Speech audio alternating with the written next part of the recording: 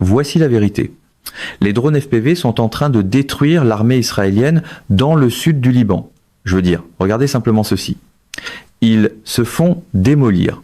Les chars Merkava se font frapper les uns après les autres. Et c'est parce que Tsahal a complètement sous-estimé son adversaire. Nous avons déjà couvert ce sujet dans ma vidéo précédente, mais la situation s'est encore aggravée. Ici, regardez ça. C'est une équipe médicale en évacuation par hélicoptère qui s'est fait tendre une embuscade par un drone FPV. Et pour celle-ci, il va falloir analyser les 3 angles de la même frappe de drone. Tsahal est passé à 2 doigts d'assister à un désastre complet. D'abord, malgré le cessez-le-feu, les combats se poursuivent dans le sud du Liban entre Tsahal et le Hezbollah. Toutefois, il est évident que les troupes israéliennes sont mal préparées à la guerre moderne et que le commandement israélien panique. Tsahal admet des lacunes dans sa capacité à faire face aux drones du Hezbollah. La menace précise qui inquiète Tsahal. Comment les drones explosifs sont devenus l'arme principale du Hezbollah. Et voici ce que rapporte Haaretz.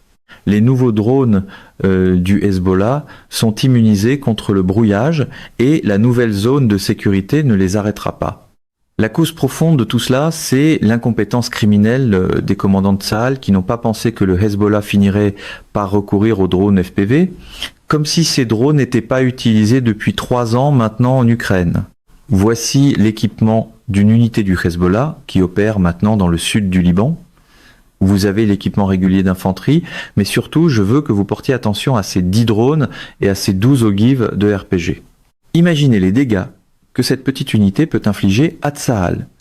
Et voici comment les combattants du Hezbollah préparent leur frappe de drone. On peut voir une ogive anti-char de RPG PG Zeptel de 93 mm, probablement d'origine bulgare, et ensuite, il y a le drone en dessous. Mais surtout, on peut repérer le tambour de fibre optique. Le FPV décolle ensuite d'entre 4 briques et ici le tambour de fibre optique devient visible.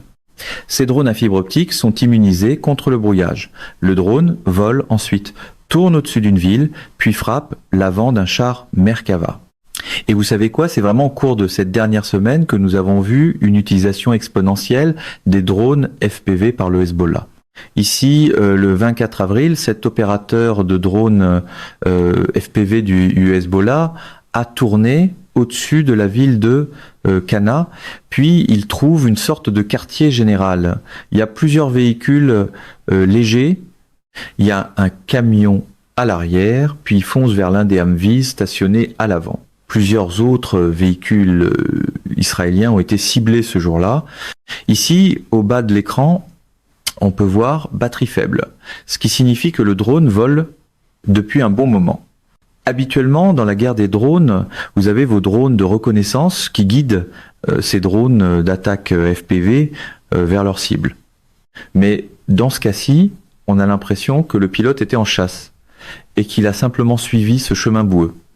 Il était sur le point de s'éloigner quand il a repéré un véhicule blindé de transport de troupes de 8 tonnes en contrebas. Même principe ici, lors de la frappe suivante, contre une sorte de jeep ou de camion.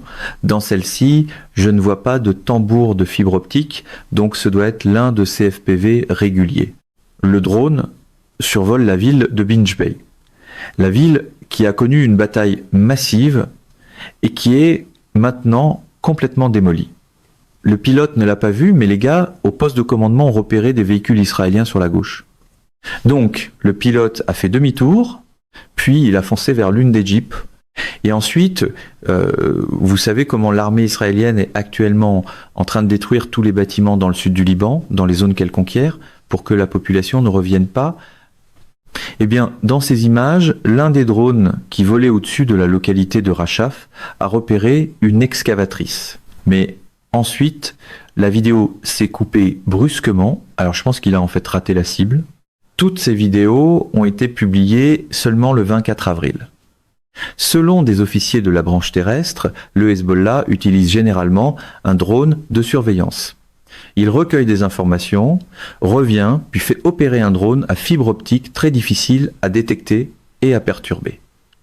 Ensuite, il mène une attaque contre les forces, et l'autre élément, c'est que les combattants du Hezbollah se battent sur leur propre terrain. ils connaissent la zone par cœur et la région du sud du Liban n'est pas si grande. Donc, il s'écoule pas beaucoup de temps entre le décollage d'un drone et le moment où il frappe la cible. Jusqu'à maintenant, les équipes de drones du Hezbollah ciblaient surtout des véhicules, mais cela a changé le 26 avril. Cette fois, au-dessus de la ville de Taïbé, l'opérateur de drone repère 3 véhicules israéliens sur la route. Il vise celui du milieu. J'ai trouvé ça étrange. Habituellement, dans ce type de scénario, on voudrait frapper le véhicule de tête en premier, mais ensuite regarder le nombre de soldats israéliens qui se tiennent simplement autour du Merkava. 6 soldats. Et ah oui, c'est la dernière image. Ouch, bien joué. Celle-là était mauvaise. C'est pas une surprise. Dans ma dernière vidéo, j'ai dit que le Hezbollah finirait par cibler des soldats israéliens. Et c'est là que les choses vont devenir vraiment mauvaises pour Tsahal. Et c'est exactement ce que nous sommes en train de voir maintenant. Et puis, le lendemain, il y a eu cette embuscade contre un hélicoptère israélien. Et cette fois, nous avons 3 angles de la même frappe de drone. Bienvenue dans la guerre moderne dystopique. Alors, commençons avec le point de vue de Tsahal.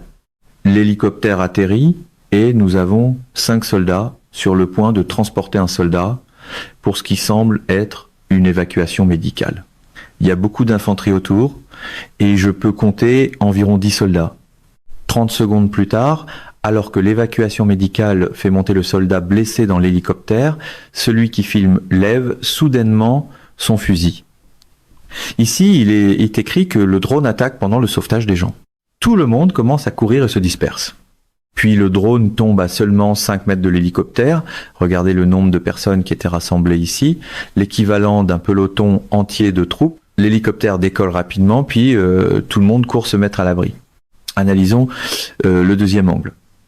Je ne sais pas qui l'a filmé, mais on voit un groupe de soldats israéliens regroupés près de l'hélicoptère. Il y a à peine 1 minute, j'ai dit 10 soldats, mais cela ressemble davantage à 15, voire 20.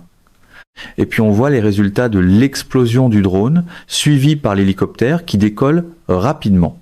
Enfin, nous avons l'angle de l'opérateur de drone du Hezbollah. On peut voir la poussière se soulever à cause de l'hélicoptère. Et cela aveugle, en quelque sorte, le pilote. On peut même penser que le souffle du rotor de l'hélicoptère, provenant des pales, pousse en fait le drone FPV au loin. Au dernier moment, le pilote du drone FPV revient pour voler vers l'hélicoptère, mais il semble qu'à ce moment-là, il perd le contrôle du drone. Une deuxième raison pourrait être que les soldats israéliens ont commencé à tirer dessus et que le FPV a explosé à 5 mètres de l'hélicoptère. Honnêtement, les fusiliers sur place ont réagi rapidement. Parce que si le FPV avait frappé l'hélicoptère et l'énorme groupe de soldats, cela aurait tourné au véritable massacre. Maintenant, il y a eu cet article d'Israël Hayom qui rapportait que le sergent Edan Fox, âgé de 19 ans, avait été tué au combat par une frappe de drone. En plus, il rapporte que dans le même incident, un officier de combat et 3 autres combattants ont été grièvement blessés. Un 5e combattant a subi des blessures modérées et un 6e a subi des blessures légères, ce qui signifie 7 victimes, dont une mortelle. Vous savez quoi? Cela pourrait très bien être le résultat de cette frappe de drone dans cette vidéo ici, avec les soldats israéliens qui traînent simplement autour du char. Ça correspond à l'histoire. Ce doit être celle-là, un tué au combat et 6 autres blessés. Oui, et le moment correspond aussi. Dans l'article, nous avons appris que la vidéo que nous venons de voir ici montrait la frappe du Hezbollah pendant l'évacuation de ces soldats israéliens blessés du bataillon 77 de la brigade Sahar Migolan. Mais l'article indiquait que personne n'avait été blessé par cette frappe de drone pendant l'évacuation, même si c'était vraiment passé près. Il y a aussi eu cette frappe contre un char Merkava Mark V. Mais comme vous pouvez le voir, comme toujours, aucune protection, absolument rien. Pas de cage, pas de filet, rien du tout, pas d'enveloppement. Les Israéliens sont entrés sans protection. Point final. Ensuite, ce gars sur Twitter appelé Grandpa a repéré le système de protection active Trophy du Merkava. Il a écrit « Le FPV du Hezbollah a frappé le chargeur automatique juste à côté du lanceur cinétique déployé du système. Le lanceur exposé implique que le système était actif, et pourtant il a échoué. Pendant cette même période, les troupes du Hezbollah ont aussi repéré des véhicules blindés israéliens dans la ville de Maïs al-Jabal. Voici la frappe contre le char numéro 1. Et au moment où le deuxième drone apparaît, on peut voir que 2 autres chars derrière se sont rapprochés. Puis le char numéro 1 reçoit sa deuxième charge. Et puis, le 28 avril, c'est un autre transport de troupes blindées Eitan qui a été frappé à Kantara. Et ça va seulement empirer. À ce stade, les commandants de Tsahal ne peuvent plus ignorer la menace posée par les drones FPV. Donc oui, non seulement ils ont ignoré l'évolution technologique de la guerre en Ukraine, en pensant que cela ne s'appliquerait pas à eux, mais leur incompétence expose maintenant les troupes israéliennes. Et la réalité, c'est que l'armée israélienne est maintenant nue face à cette nouvelle arme. Haaretz a écrit que l'armée est forcée de développer de nouvelles solutions et admet que les moyens existants n'offrent pas de solution complète. Et c'est pourquoi les soldats israéliens proposent maintenant des solutions improvisées pour contrer les drones du Hezbollah. C'est du copier-coller de ce que nous avons vu dans la guerre en Ukraine à partir de 2023. Mesdames et messieurs, notre émission d'aujourd'hui s'arrête ici. Nous vous invitons à partager votre avis personnel dans la section des commentaires ci-dessous. Perspective politique vous salue et vous donne rendez-vous très bientôt.